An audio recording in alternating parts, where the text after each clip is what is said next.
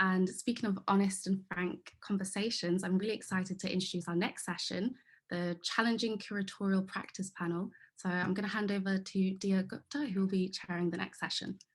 Thanks, Diya. Thanks so much, Megan. It's a pleasure to be here, and welcome everyone to this second student-led panel of today's session, which again, I'm really privileged to chair. And this is a panel that you'll discover has a slightly different format. And I think quite a few of us have been looking forward to it. And I hope you will find it as lively and as entertaining and as informative as I think it will be. So this is a panel where we give 3 of our students the opportunity to challenge 3 museum curators and ask them some probing questions on curatorial practice, as well as their colonial collections. So I'm just going to request our students, the 3 students, Renae, Zarah Ali, and Stanley Onyemechalu, to please unmute yourselves and make your cameras visible. Thank you for being here. And on the curatorial side, we have with us today Lisa Graves, Inbal, and Johanna Zetterstrom-Sharp. And if you wouldn't mind also revealing yourselves and unmuting yourselves, that's wonderful. Just begin by introducing our students. So you've already heard from our 3 students before, but I'll quickly introduce them again, and then I'll introduce our wonderful curators. So on the student side, we have today with us Renae, who's a second-year student at Cambridge, who studies education, psychology, and learning at Gonville and Keys College. Hi, Renae. We have also with us Zarah Ali. Perfect little wave there, Renae, well done. We have with us Zarah Ali, who is a French and Arabic student at Cambridge. And Zarah is interested in cultural anthropology and its processes. And she's looking to explore and create new narratives informed by her experiences growing up as a Muslim and as a Hausa Nigerian living in Britain. So if you want to give everyone a wave, Zarah.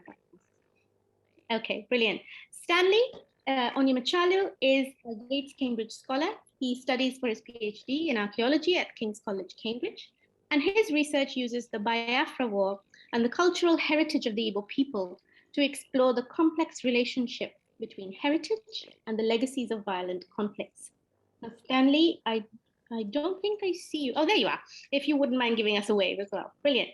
Okay, so the 3 curators who have been brave enough to be challenged today are Lisa Graves, who's been a museum professional working in the UK sector for 25 years. She's been a curator with responsibility for so-called ethnographic collections in the northeast of England, Birmingham and Manchester, and has been based at the Bristol Museum and Art Gallery since 2007. And there, Lisa worked on several repatriation projects. That sounds really fascinating, and was project manager for the recent Colston statue display, and currently has curatorial responsibility for the British Empire and Commonwealth Objects Collection. And Lisa also is also a long-standing committee member of the Museum Ethnographers Group. So very warm welcome to you, Lisa.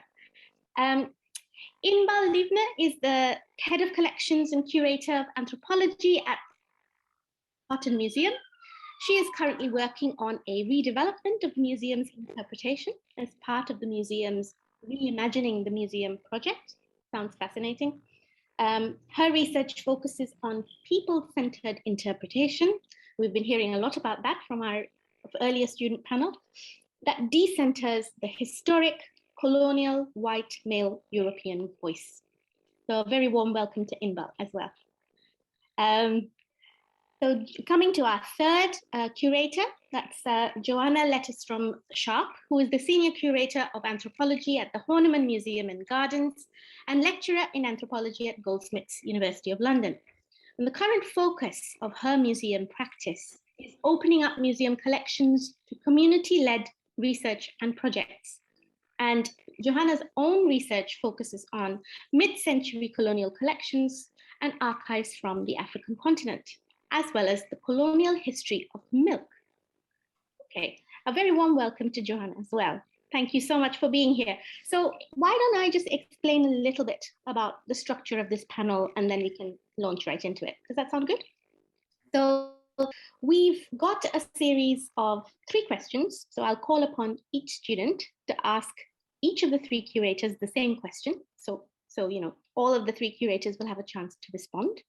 Then we'll do the same with the second student and the same with the third student. And then we just open up in the time that's left for a free-for-all discussion. And using my chair's privilege, I might sneak in a question or two as well. All right, so if I could call upon Renae, please, to start off with our first question, which goes to all three curators. So the first question is, how did you become a museum curator? And as a branch off, how did the objects you currently look after end up in the museum in the first place? Who'd like to take this question first? Shall I call upon?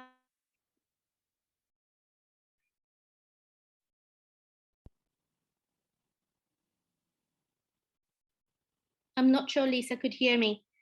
Oh, you could. Okay. Hi. Yes, sorry, I didn't catch that. Hi. Well, that's a great question because we all love to talk about ourselves, don't we? So that's, yeah, I'll start.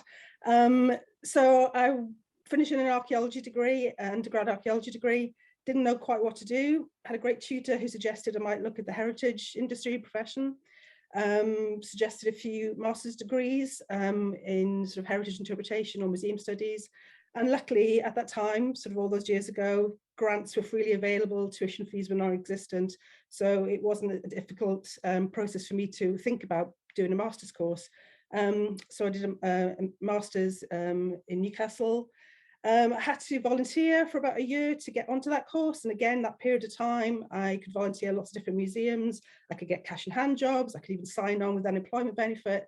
So all these things were different in when I was starting out, which allowed me to get a lot of wide experience in different types of museums before I went into the kind of the theory side of things.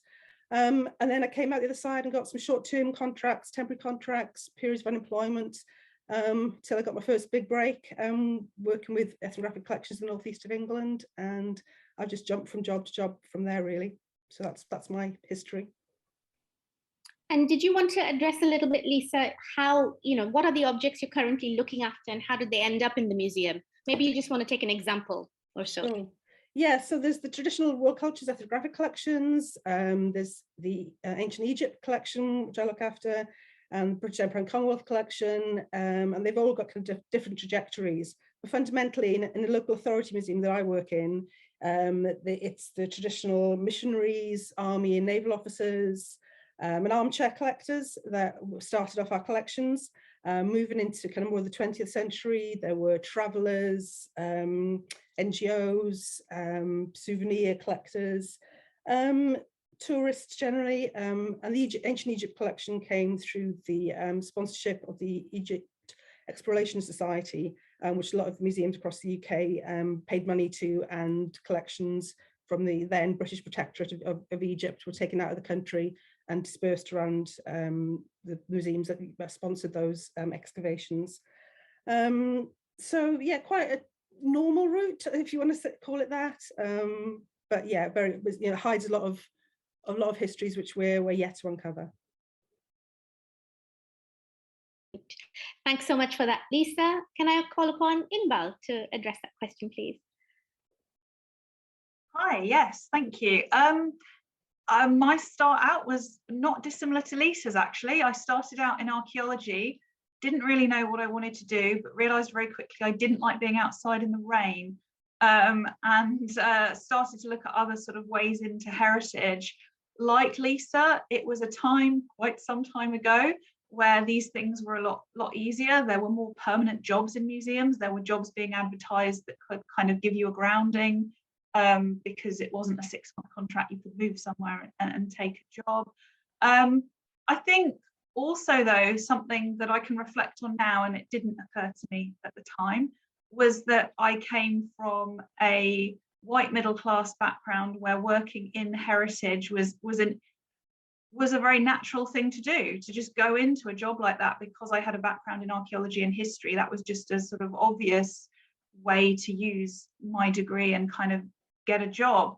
And it's only sort of as I've got older and as we talk about these things more that, I've realized that myself. I think that's quite important to acknowledge. And I was really lucky. My first museum job was at the British Museum, and I don't know how much I learned from that job, in all honesty, but having the British Museum on your CV was really, really helpful.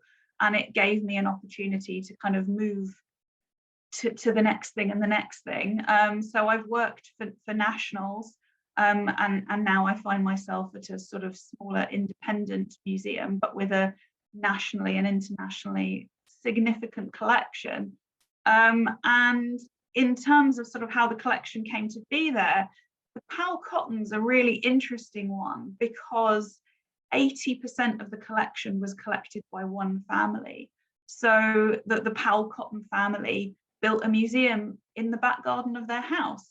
So similarly to the Horniman in some ways, except the Horniman became a public museum early in the 20th century.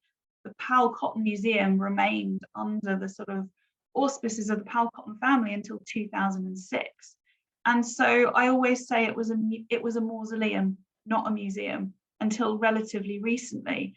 So collecting happened between 1890 and 1940 and then stopped.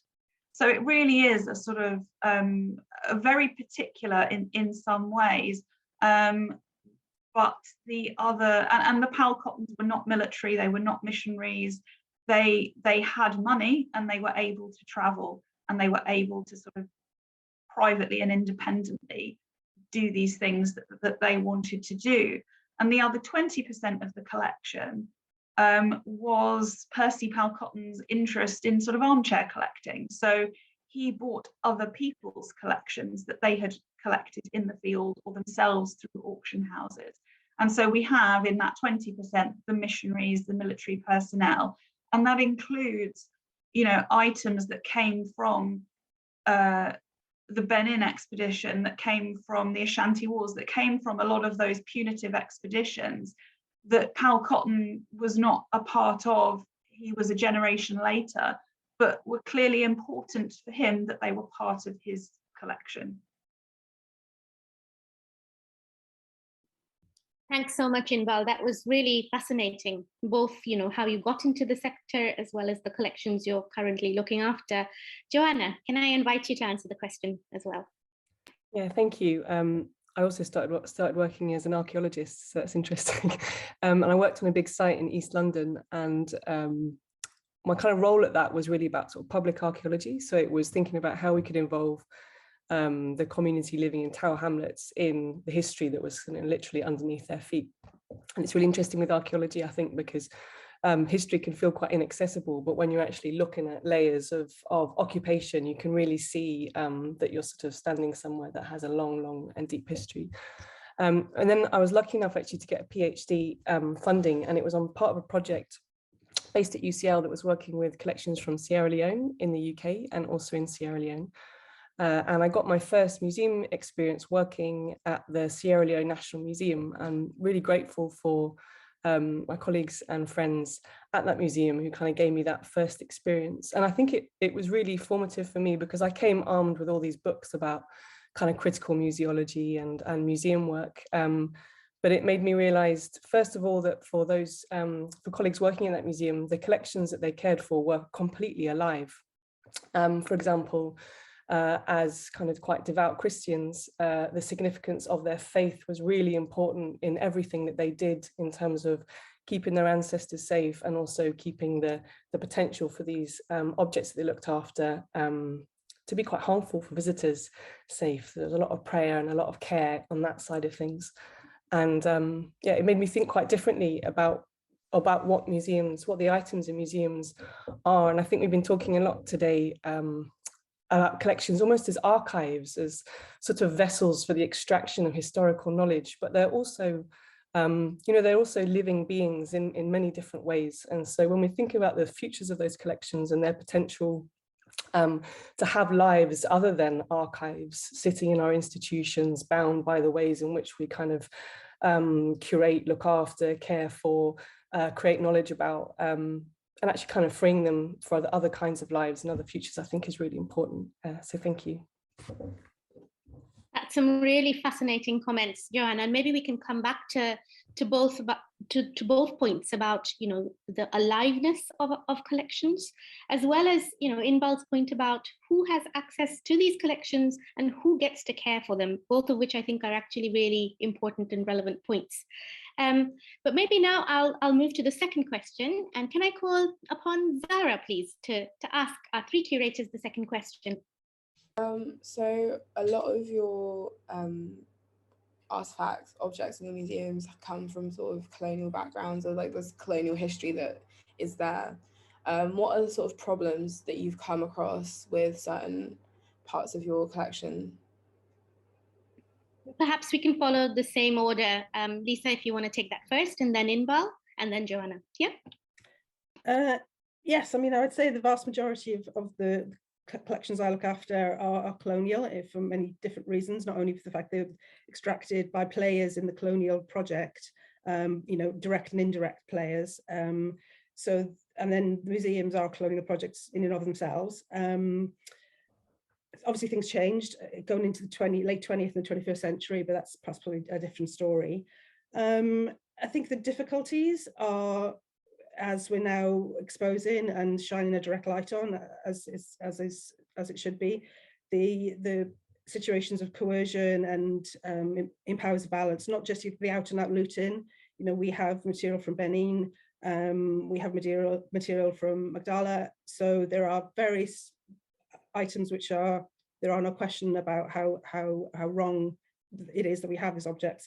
But there's all the sort of grey areas in between, and unfortunately, especially local authority museums, and a lack of resources, a lack of access to university and researchers, and ability to have in-depth look through our archives, because we have on our to-do list as local authority curators, you know, many other areas of the world to look after, but also many other duties which aren't you know, research and collections management isn't always at the top of our list. So all the stories about the forced religious conversion or that kind of thing, there may be some in our archives, but it's really hard to get to the bottom of them. So we know they're there, and we know some of them are very obvious. But as we've been saying a lot today, we need to do the work to really uncover that. So that's the major problem, I would say. Inbal. I mean, I think I agree with Lisa, and I would say the collection I look after it's all colonial. I don't think there's a way of separating. There are different degrees, as Lisa said. And actually, it's that grey area that she was talking about where I think for us at the Powell-Cotton is the biggest controversy. And it's the sanitization of that story. So this is a museum that has pushed very much a narrative historically of a family, a man who was not associated with the military, who paid for the things that he collected, and therefore was a good colonial. And that has been a very important story for the museum to push. And as I said, the family retained a very important place within the museum, and that had a lot to do with it for a long time. But actually, we have phenomenal archives from Percy Powell-Cotton himself. He kept a diary for 50 years of everything he did. He made copious notes of everywhere he went. We know who so many of the people he worked with were. And yet, for 100 years, it has been one man, one museum. And it's just not true. And we know in his own words that it is not true. And that has just been scrubbed from the public record. And so, you know, that to me is the biggest controversy there is, to kind of gloss over. I mean, there are countless examples of violent extraction, but actually the bulk of what we're talking about comes from power imbalance, from Percy using his position and his money and his whiteness to get what he needed when he needed, and the fact that he wrote it down and published books about it, often in really candid detail, because he knew there would be no comeback, that it was totally okay, you know, for him personally to talk in these terms and to record these things that would then be at some point publicly accessible. To me, that's the biggest controversy, and that's what we're trying to undo now. I can see someone says, so apologies, Percy Powell-Cotton. It's just such a mouthful. It's easier not to say it every time. And that's really for me is sort of to put all that back is kind of the best thing we can do to undo that. Thank you, Inbal. Some excellent points there, and also the very interesting and controversial idea of the good colonial. Is there even such a thing? So, Johanna, coming on. Yeah, I mean, similarly to Inbal and Lisa, our collection is, you know, its links are, its colonial links are deep. So I'll just tell you a little bit about the Horniman. So the Horniman is in Southeast London in Forest Hill, and it's named after Frederick Horniman, who was a tea trader. And so the wealth that kind of underpinned our institution came from the tea trade, which was obviously an exploitative trade. Most of the tea that he worked with came from China, and the kind of the trade wars in China and the exploitation, therefore, of the tea market.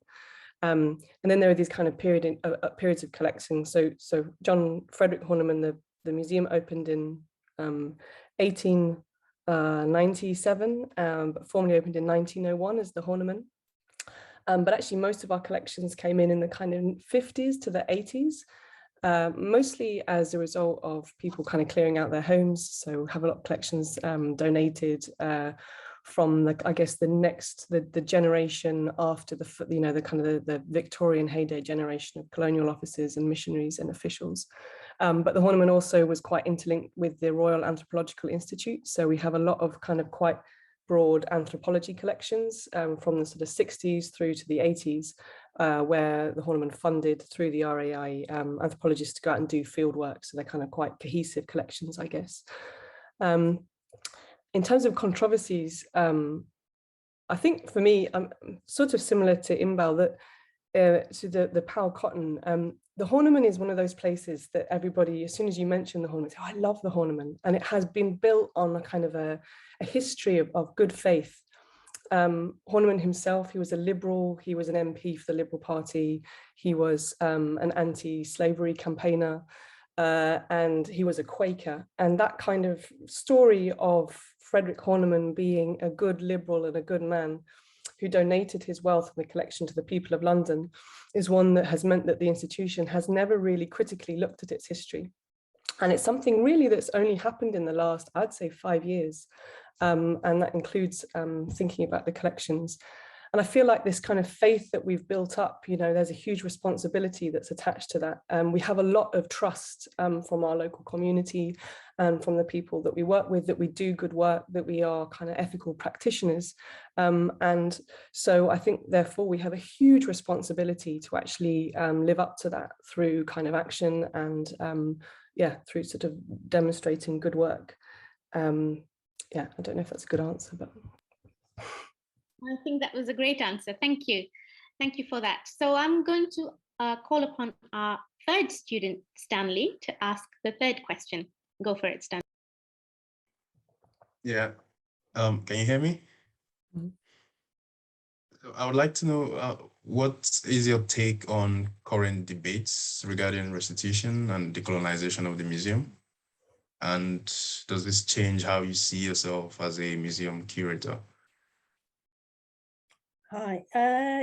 So I just think it's fantastic how, as Johanna said, that in the last 5 years, these debates become so mainstream now. I mean, it's quite hard when we sit down in our little museum world to know really what the real public are debated and talking about. But it feels like there's been a gear shift, a sea change, and this is much more mainstream now, and that's so welcomed.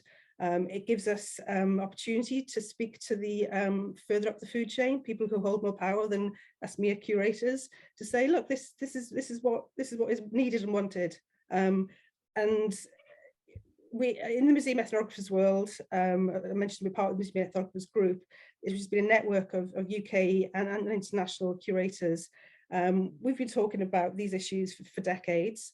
Now it's been shifted onto action. The talk is moving on. Repatriations have happened for decades, but you know, in a trickle, a small amount. So that whole movement now has gained so much pace. and especially in the last 2 years, you know, the strides we've taken in social and environmental justice movements that have, you know, grabbed museums as a place that we can do work here. This is something concrete we can work with and move on the debate, and I'm so glad to be part of that.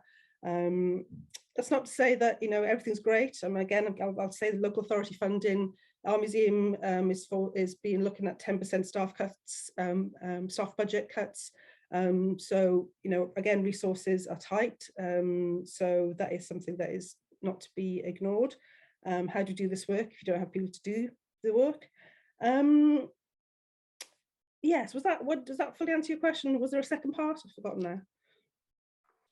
Yeah, just like a personal take on it as well. As a curator, you know, seeing that the people who actually own the objects that you take care after are asking for them, how does that change your perception as a curator personally?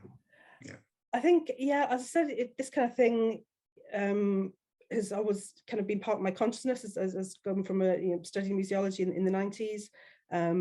Things were happening then, and I've always felt that was you know, what my job should be.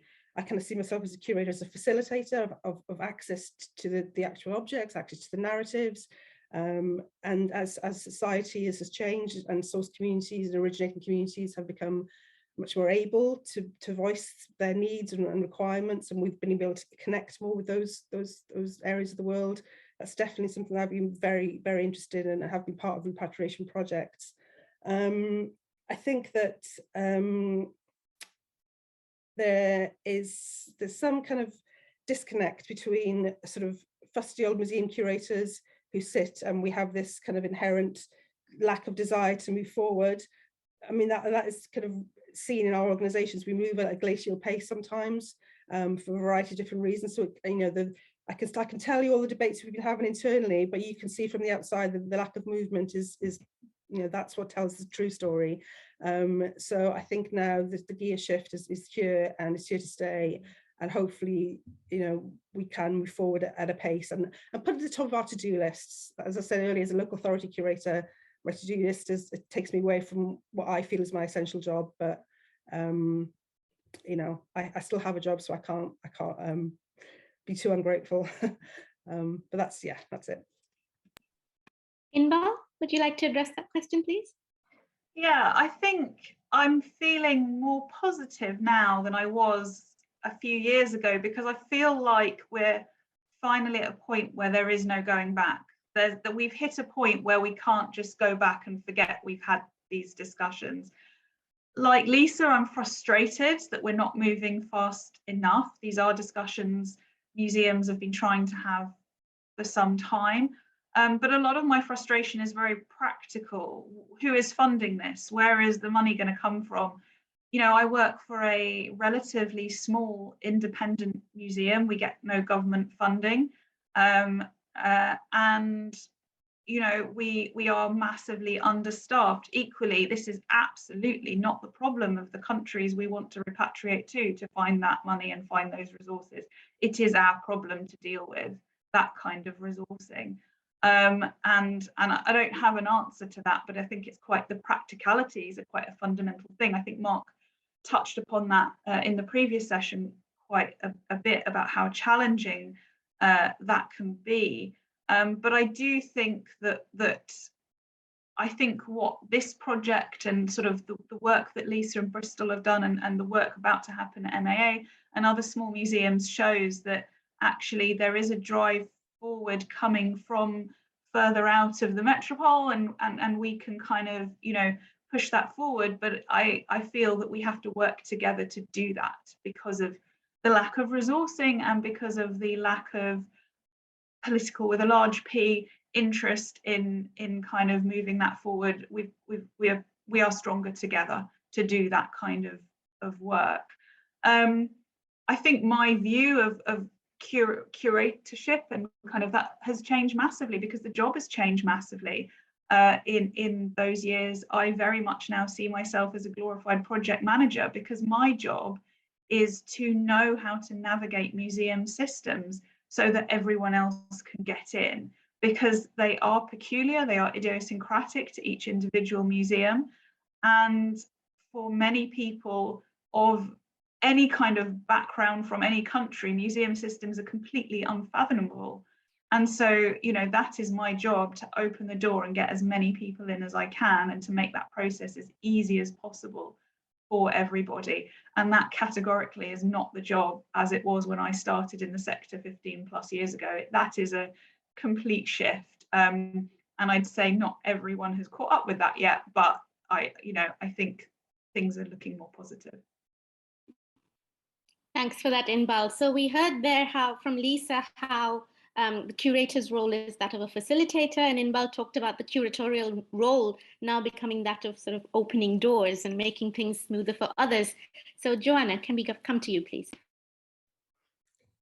Yeah, thank you. I feel incredibly lucky to be working at this time, and I feel, for me, the questions about decolonization, or the questions decolonization and restitution, is really a question of relevance.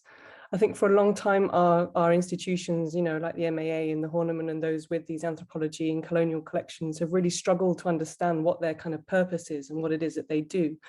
And the conclusions that have been drawn as a result of that is, you know, it's about celebration of kind of global cultures. It's about recognition of the incredible creativities and technologies that exist globally. We can't do that really with the collections that we have.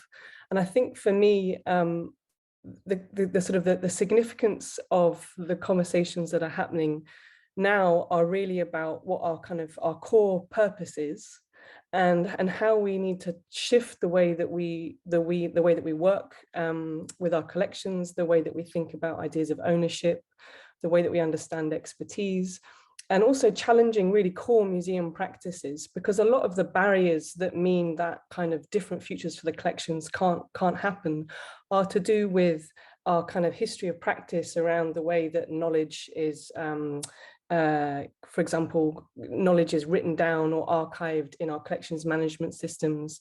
It's about the ways in which museums prioritize and value kind of long-term care of collections, the care of the materiality of the collections, perhaps over and above, you know, the allowing them to kind of be freer and to move around and to be handled and to travel and to be sort of used in different ways.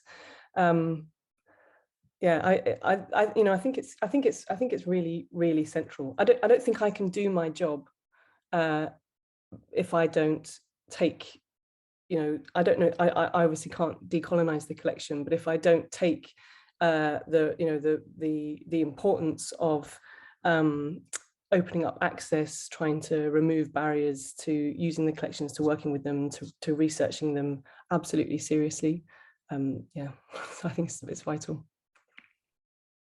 Thanks so much, all three of you, for answering that question in such a variety of ways. I think the commonality that really leaps out at me is that there is no turning back now. And I see that very much as a message of hope. And the fact that we're in this webinar series right now is quite a hopeful thing to me as well. So we have just under 15 minutes, and I'd like to open it up to a bit of discussion amongst us. So to the three students and to the three curators. So I'll start with the students first. Does anyone want to respond to anything? Yeah, Zara, go for it. I recently just discovered that like museums are a space that I'd like to work in the future. But it does seem very inaccessible in that, you know, it's like a lot of short-term contracts, and there's not the same stability that I imagine Lisa and Inbal had when they first got into curatorship. What do you think is kind of inhibiting young people like myself from getting in, aside from like the fact that there's no money? I think that what in the museum industry kind of makes it hard to penetrate? I think the lack of advertising of the roles, because sometimes we do have short-term contracts, and like I said, my first few years were doing short-term contracts, and I had to move around the UK. Luckily, I had no family commitments. Luckily, I could just pick up a rented accommodation and move into it. So that all those things make life easier. And that's how, in terms of decolonization, diversity in our workforce, we have to rely on short-term temporary contracts to get people experience. And it's that experience. And once you're into an institution, it's so much easier. You know when the jobs are coming up. You know, you've got experience of the institution itself. So, you know, and we have a lot of front of house staff who've moved through to back of house and into various roles. So I would say today it's about getting your foot in the door and trying to take up those roles if you possibly can, and get as much experience as you can. And like I said, I was lucky enough because of the political situation at the time. I could get unemployment benefit and do voluntary work and still manage to eke out an existence. Obviously that's not possible today, but if it is possible to get inside an institution in any kind of aspect you can, I would suggest that. Inbal or Johan? Yeah, Joanna. I was going to say, so I think that I'm going to shoot myself in the foot here, but I think there's also something about the fact that when people get a job in museums, they kind of stay in them. There's very little flexibility, and there's very little people kind of moving in and out of institutions and in and out of roles. And I think it's to do with the kind of the managerial structure of museums as institutions, in that you have particularly a kind of a curatorial role, for example. You have somebody who has an enormous kind of privilege or entitlement as somebody with expertise and knowledge, and that's something that's built up over years. And so there's very little kind of movement out of those roles. And I'm very aware of it myself, having been at my institution for 10 years and how quickly that kind of time has elapsed. And I think it's probably time for me to go to a different role, but there's nowhere for me to go unless I kind of change my career path. So I think museums are really not very dynamic places. And I think there's something really cool there in the way that our institutions are creative and kind of harbour knowledge and harbour there's something about it that makes it very difficult to move in and out of them. Funding's part of it, but I think there's also a cultural thing that's going on. I absolutely agree with that. And I was going to say, I used to work with someone at a national who used to refer to curatorial jobs as stepping into dead man's shoes, because people were in these jobs for life until they retired. Thankfully, not until they passed away, but until they retired. So it is, I think it is a really strange thing of that lack of dynamism in the workforce you do get in other industries.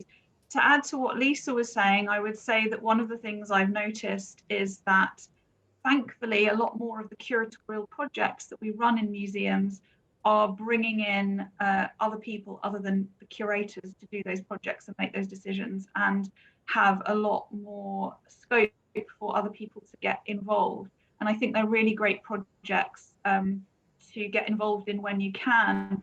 From my perspective, and I can't guarantee every museum will do this, but when we do projects like that, we make sure that all our participants are paid so that no one is giving their time for free, and that hopefully allows more people to take the time to participate in projects alongside whatever else they've got going on in their life, without feeling like, when a lot of people are struggling, that you're sort of having to give up a bit of work or give up something else in order to do that, because obviously that just privileges the people who can afford to do stuff for free.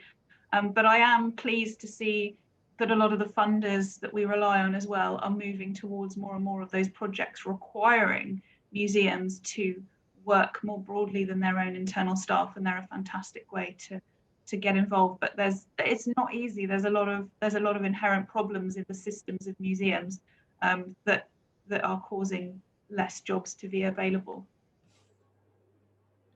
Thanks so much for that, Inbal. I mean, I also wonder if it's, going back to Lisa's point about advertising these jobs, I also wonder if the advertising is being targeted at diverse groups or not. Maybe there's something to do there as well, in terms of, if we want more young people of color in our heritage sector, we've got to really seek them out. And I wonder if that's something as well that can be taken on board in terms of sort of where we recruit and how we recruit. So Renae and Stanley, do you have sort of any comments or questions for our curators? Renae, I'm just curious to find out what your outlook is in terms of how COVID has affected the things that we're talking about today, because we've spoken a lot about trajectories for the future and opportunities to make museums more accessible and things like that. Do you see us recovering, or your museums recovering, from COVID, and has COVID had any serious implications for the things that you plan to do? I think for us, COVID has had both. It's actually really had huge impacts on our kind of financial position. So there's been a lot of redundancies, and a lot of the kind of the big plans that we had as an institution have been put on hold.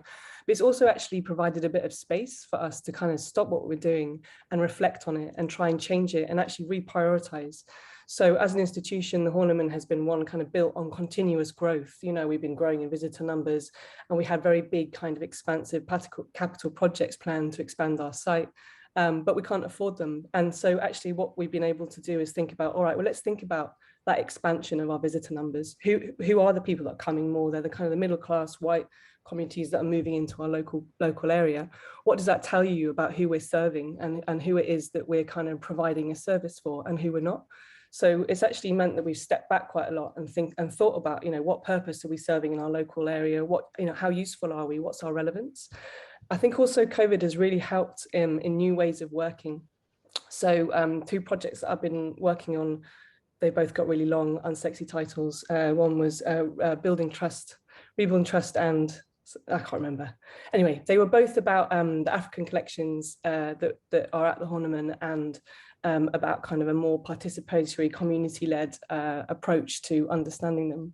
And so we've been working a lot online to think about how we can support researchers who don't come from a traditional academic background to access the collections and to work through those kind of very opaque structures that Inbal was talking about,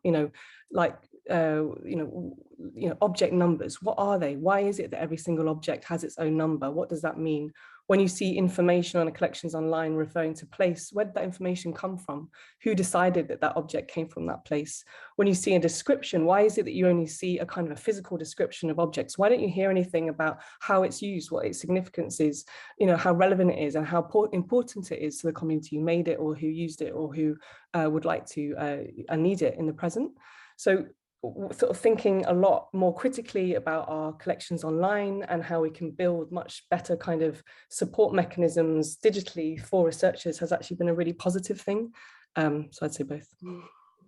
I totally agree with that. In terms of decolonization needs documentation, and as we shifted, like everybody did, to more digital online working, we saw the cracks in our digital team kind of appeared. We didn't have enough people to do all the things we need to do. We don't have documentation officers as many as we did before. We've got a couple, it's not enough.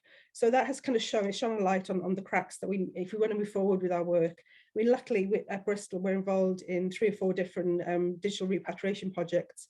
And that's been so much made more easy to connect with people in the northeast woodlands of North America, around the digital Pacific, the IATSIS with with the Australian material. We can repatriate this information so much more easily now because the work of the last 2 years we can work more efficiently this way, and that's been a fantastic kind of movement. But we need more investment in documentation. Like I said, not even 50% of our collections even have like a basic online entry at the moment, and that's just not good enough. I think that COVID, I can only speak to the Powell-Cotton, I think COVID had a massive impact. I don't think we'd be doing the reimagining project that we're doing now if it wasn't for COVID. So like everyone, we just shut the museum, everyone went to work from home, and we started doing a bunch of work. Like Lisa, we all sort of took home stuff that we could do digitally. That's when we discovered that 20% of our collections hadn't come from the Powell-Cottons, and that we had this massive diversity of collectors, because we just took home lists that had never been computerized and started typing them up and found all these people, because all I could do was sit at a desk from home. The upshot of that is that we have a documentation assistant for the first time ever.